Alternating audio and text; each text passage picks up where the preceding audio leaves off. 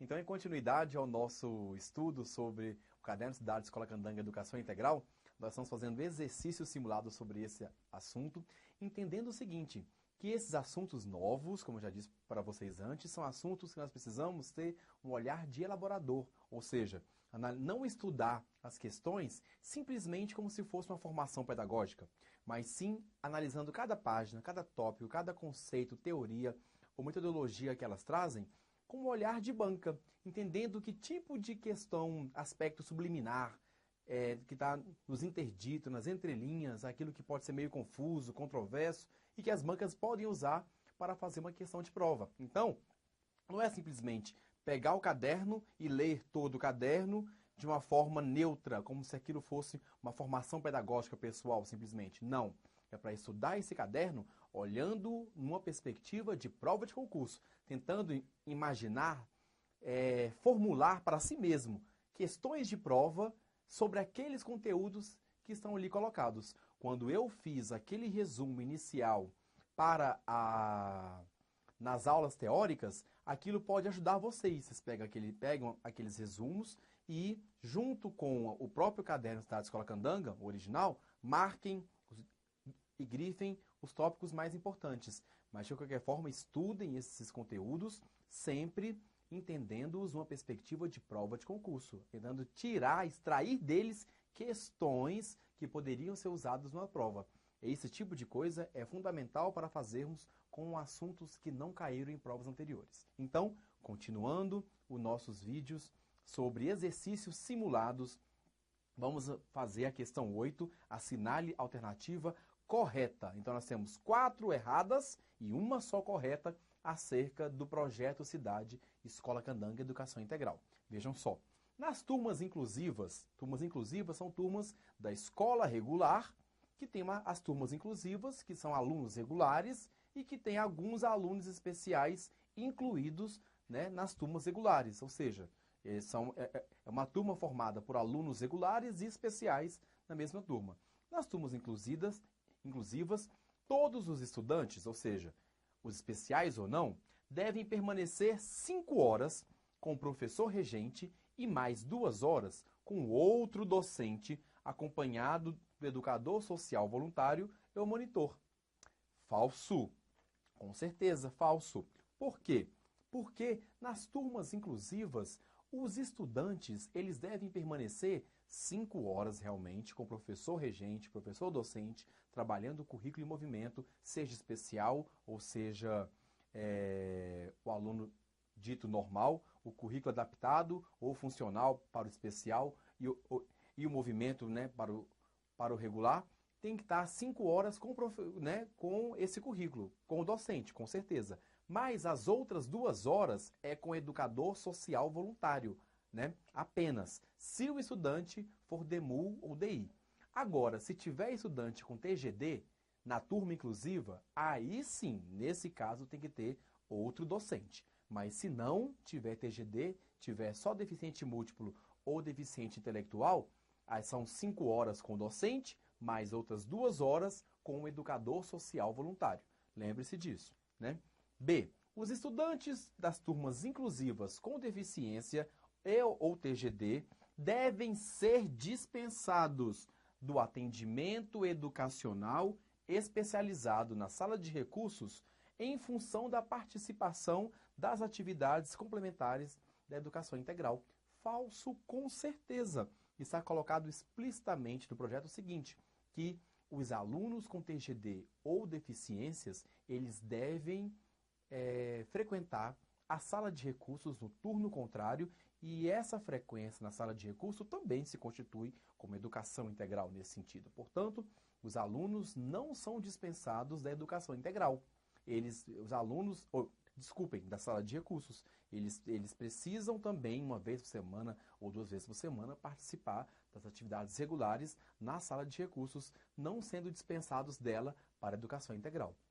Então, as atividades complementares do ensino médio, ensino médio, não precisam constar no PPP da escola, devido ao seu caráter extracurricular, né? Falso, com certeza. Lá no projeto diz claramente o seguinte, que As atividades complementares no ensino médio, pelo menos cita o ensino médio, devem estar constantes no PPP da escola. Isso citou no ensino médio essa perspectiva, mas em qualquer outra etapa, implicitamente, também coloca a mesma coisa. Atividades complementares de formação diversificada devem constar no PPP da escola. Portanto, mesmo sendo extracurricular, não fazendo parte do currículo formal, ainda assim devem constar no PPP da escola. Não é pelo fato de ser uma atividade diversificada, informal, ou então uma atividade complementar, que não deve estar no PPP da escola. Tem que estar sim, com certeza, né? Então, a letra C, a letra aqui na verdade é a D e aqui é a letra E, não é isso? A letra D. Os alunos com deficiência TGD e altas habilidades, são os alunos especiais, poderão ser dispensados das aulas do currículo em movimento, podendo ser inclusive ter sua carga horária e seus dias letivos diminuídos em função da sua deficiência. Falso, super falso, com certeza. Sob qualquer hipótese, não se pode dispensar os alunos das 5 horas que ele tem no currículo em movimento. Eles têm 5 horas regentes, normais, em sala de aula comum, como as aulas clássicas que nós conhecemos. 5 horas. Essas 5 horas, eles não podem ser dispensados, né? Essas 5 horas eles trabalham o currículo em movimento, seja esse currículo adaptado, seja esse currículo funcional, mas é o currículo em movimento durante 5 horas, como qualquer outro estudante. Em nenhuma hipótese a sua carga horária é diminuída. Pode-se fazer uma adequação de temporalidade, é diferente. Não é diminuir, reduzir carga horária, é adequar de acordo com as perspectivas do tempo dessa criança tem, ou esse aluno, mas não é reduzir horas e dias letivos, jamais. Eles podem ser dispensados das atividades complementares no turno contrário, sempre que houver laudo médico que indique isso, ou que a família recomende também que eles sejam dispensados das atividades complementares, né, no turno contrário. A atividade comum de 5 horas do currículo lá na regência, essa, sob qualquer hipótese, jamais, em qualquer aluno, seja especial ou não podem ser dispensados. Item E. Os estudantes com deficiência ou TGD poderão ser dispensados das atividades complementares diárias, sejam total ou parcial, foi isso que eu disse agorinha, desde que, mediante comprovação de assiduidade em atendimentos clínicos ou multidisciplinares fora do espaço escolar. Essa é a questão certa, verdadeira. Pode-se sim, se ele fizer fisioterapia, fonoaudiologia, psicoterapia, ecoterapia ou qualquer outro tipo de atendimento clínico, médico, fora do espaço escolar no turno contrário, ele pode ser dispensado sim das atividades complementares, né, desde que comprove a assiduidade nesses atendimentos. Então, dessa questão, a alternativa correta é a letra E. Portanto, vamos passar então agora para a questão número 9. Assinale a alternativa correta, ou seja, nós temos então 4 alternativas erradas e uma só correta sobre o projeto Cidade Escola Candanga Educação Integral. Diz o seguinte a letra A. Em nenhuma hipótese poderá ocorrer a dispensa total das atividades complementares diárias dos estudantes com deficiência e TGD. Falso, com certeza. Já falei para vocês antes, havendo laudo médico, pode dispensar. A família recomendando, a mesma coisa. E a dispensa parcial ou total pode acontecer? Pode, se ele também comprovar a assiduidade em atendimentos clínicos. Portanto, falso. Os estudantes com surdez, isso aqui é importante também, com surdez ou surdo-cegueira, que não é a mesma coisa, né? Surdez e surdo-cegueira são diferentes, deverão ser acompanhados no período da educação integral por educador social voluntário com proficiência em Libras, né? Para atuar como intérprete ou guia-intérprete. Verdadeiro, com certeza. Essa questão é a correta. Se for para atender aluno surdo ou surdo-cego na educação integral, o educador social voluntário deve, não é pode, preferencialmente, não. De preferência, não. Ele deve ser um educador social com proficiência em Libras, né, para ser intérprete ou um guia-intérprete, no caso dos surdos-cegos. Então, essa questão é verdadeira, a letra B. Então, vamos ver o erro nas outras. Olha só, as atividades nas salas de vivência para as aprendizagens de línguas devem ser ministradas por um professor regente do Centro Interescolar de Línguas de Brasilândia, SILB, nas escolas classes de Brasilândia. Errado, com certeza, super falsa. Por quê? Salas de vivência em língua estrangeira moderna, elas são salas organizadas aonde? Nas escolas classes para alunos do 1º ao 5º ano do ensino fundamental. São salas de vivência que sensibilizam os alunos pequenos, do 1º ao 5º ano, a terem gosto pela língua estrangeira moderna.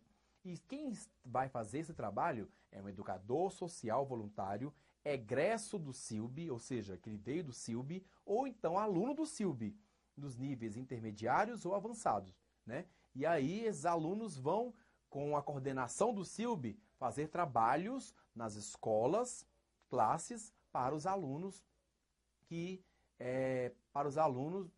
1º ao 5º ano. Portanto, não é professor regente, não é curricular e não substitui a língua estrangeira moderna, no caso de a 5ª série em diante. Então, como não é curricular, não reprova, não aprova, não faz cômputo nos dias letivos, é apenas uma atividade complementar feita não por professor, por educador social voluntário, coordenado pelo SILB e formado pelo SILB também. Veja só, então, a letra D. As atividades de língua inglesa, já está errado por aí, porque não é língua inglesa, é língua estrangeira moderna, né? Realizada nessas salas, poderão ser integrantes do currículo em movimento, sendo, portanto, ministradas por um professor de inglês da rede pública de ensino. Falso, com certeza, porque não é inglês, é língua estrangeira moderna, pode ser inglês, espanhol, alemão, francês, seja qual língua for, e educador social voluntário, e não professor de inglês, porque não é curricular. É atividade complementar, diversificada, e não curricular, inglês como ciência, como currículo, né? E a sala de vivências para aprendizagens de línguas podem ser implantadas no Centro de Educação Infantil e nas escolas classes? Falso! Somente nas escolas classes. Educação infantil, não. Apenas nas escolas classes para alunos de 1º ao 5º ano. Apenas. Então, daí nós fechamos a número 9. E nós temos, então, agora a última questão. Fizemos 10 questões simuladas sobre esse assunto. É a questão número 10. Assinale a alternativa correta acerca do projeto de cidade Escola Candanga Educação Integral. Diz o seguinte: as atividades complementares de educação física devem priorizar o desempenho e a performance esportiva? Falso, com certeza falso. Por quê?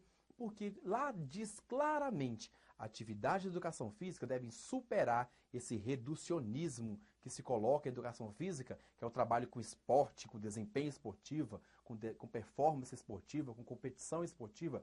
Falso. Pelo contrário, a atividade de educação física devem superar essa questão de performance esportiva e trabalhar com expressão corporal, com diversidade cultural nesse sentido, né? E sair desse foco de desempenho esportivo. Falso mesmo. B. Se as atividades complementares de educação física forem relacionadas ao esporte, se for atividade de futebol, de vôlei, de basquete, poderão substituir essa área curricular nos anos iniciais do ensino fundamental. Falso, super falso. Não pode substituir jamais. Não pode. Tem que ter, no mínimo, 50 minutos de educação física por semana, ministradas por um professor de educação física nas escolas classes nos anos iniciais em Brasilândia, em função desse projeto. Portanto, essas atividades, elas são curriculares. 50 minutos por semana, no currículo em movimento, naquelas 5 horas lá de aula clássica que nós sabemos. Agora, em outro turno, pode ter mais atividades de esportes, por exemplo, mas que são atividades que não é curricular. Então, a atividade que acontece no contraturno, no turno contrário, ou então fora daquelas 5 horas, não é atividade curricular. Aquilo é atividade complementar, é formação diversificada. Agora, a atividade curricular é a atividade que acontece durante as 5 horas por um professor de educação física nos 50 minutos, né, por semana, que ele tem que estar nas escolas classes de Brasilândia, tá? E vamos lá, então, para a letra C. A letra C diz o seguinte: a fim de se evitar a rotulação e a improvisação, né, A avaliação informal não deve ser realizada na perspectiva da educação integral. Falso. Por quê? Quando fala sobre educação integral, o documento diz no finalzinho o seguinte: as diretrizes de avaliação do DF, as diretrizes que o DF tem de avaliação, que é um documento que foi expedido em 2014, que subsidia a avaliação no DF, diz que a avaliação informal é um componente comum, tanto na educação integral como na educação em termos gerais. Então não se pode tampar o sol com a peneira. Tem educação informal, sim, e nós devemos usá-la como encorajamento, motivação para os estudantes, não como rotulação nem improvisação para avaliação. Então ela deve, não se tampa o sol com a peneira, porque há avaliação. Sempre existe avaliação, em qualquer perspectiva, informal ou formal. Então, não é para não ser realizada, é para ser realizada, mas com o objetivo de encorajar os estudantes. E a educação integral também segue as diretrizes para a avaliação do DF. Que o DF tem umas diretrizes que são orientações que regem a avaliação para as aprendizagens, a avaliação institucional e a avaliação de larga escala. São essas que regem a educação integral. E lá coloca que a avaliação informal existe, deve ser feita, claro, porque ela acontece mesmo, mas com a perspectiva de encorajar e motivar estudantes e não de improvisação e de rotulação deles. A avaliação da educação integral não possui o intuito de promoção ou de reprovação em todas as etapas e modalidades educacionais. Verdadeiro. Não possui. Não é com esse objetivo que se faz a avaliação para a educação integral. Não é para poder passar, reprovar, reter ou manter os alunos. Não é para isso. É para que os alunos possam ser motivados pela avaliação, para que a avaliação seja um instrumento de encorajamento deles, né? E também como forma de formativa mesmo, como uma avaliação formativa, não com objetivo de promoção ou de retenção, porque não é curricular, é uma atividade diversificada, é uma atividade complementar, de formação diversificada. Não sendo curricular, não pode reter, não pode aprovar e também não entra no cômputo dos dias e horas letivas daquelas atividades, né? Então, essa questão aqui é verdadeira. E por último, nós temos a implantação do projeto da educação integral no DF para outras cidades. Em 2014 é Brasilândia, depois ele vai se estender para outras cidades, né? Ocorrerá primeiro nas regiões centrais, que são devido à melhor estrutura, à melhor aparelhagem que as escolas possuem, né, de equipamentos, para depois se expandir para as escolas mais periféricas. Falso, com certeza, lá coloca desse jeito. A implantação do projeto é gradativa, ou seja, paulatinamente, na perspectiva de que em 8 anos, a partir de 2014, todo DF tenha uma educação integral, como tem em Brasilândia agora, em 2014. Só que esse movimento vai ser aos poucos, da periferia para o centro. Começa das cidades mais periféricas para se chegar nas cidades mais centrais. Portanto, esse projeto é um projeto que vai começar nas cidades mais distantes do centro de Brasília para depois alcançar as cidades mais centrais, né? Então não é do centro para a periferia, é da periferia para o centro.